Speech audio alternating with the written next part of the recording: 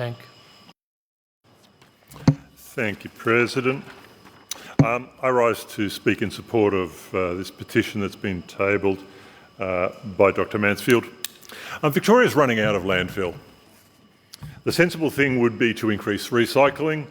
Look at the ACT, which has a resource recovery rate or a target of 90% and is investing in local recycling. Recycling here in Victoria has flatlined. In 2020, the Victorian government set a target to divert 80% of waste from landfill by 2030. And according to the Auditor General just recently, 6 years on, literally no progress has been made. Nada, zip. Worse still, instead of investing in recycling initiatives, the government is banking our recycling funds. The Sustainability Trust Fund grew from $76 million in 2022 to $545 million in 2025. That money is being used to offset debt, not expand recycling. What is the government doing? It's basically contracting multinationals to torch our waste.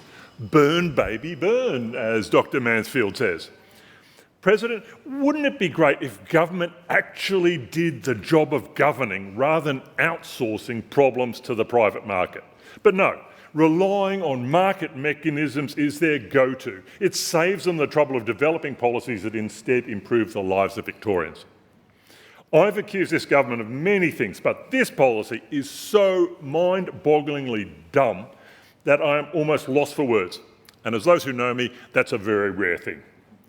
For example, they haven't investigated the relative technologies that could be applied to the incineration process.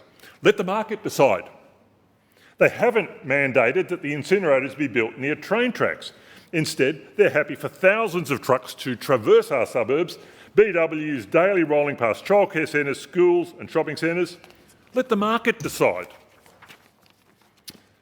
They haven't set any minimum standards for the new incinerators.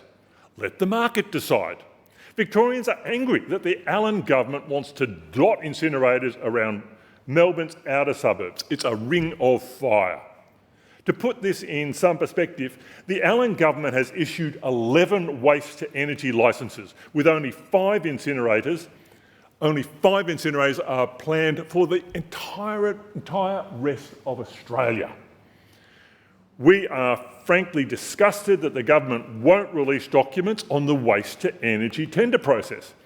This may be about rubbish, but it's time for the government to come clean. The ACT has banned incinerators. The New South Wales government has banned incinerators in Metro Sydney, allowing them only in 4 outlying regions. But in Melbourne suburbs, these billion-dollar incinerators will burn rubbish 24 hours a day, 7 days a week for decades to come.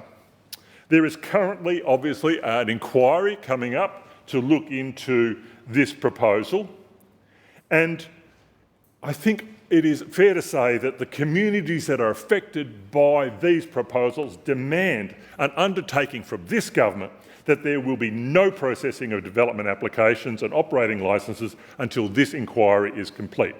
Victoria's incinerators aren't proposed for well-heeled suburbs like Brighton or Toorak. Instead, it's the suburbs of working people that are in the firing line. Take my region, Sunbury.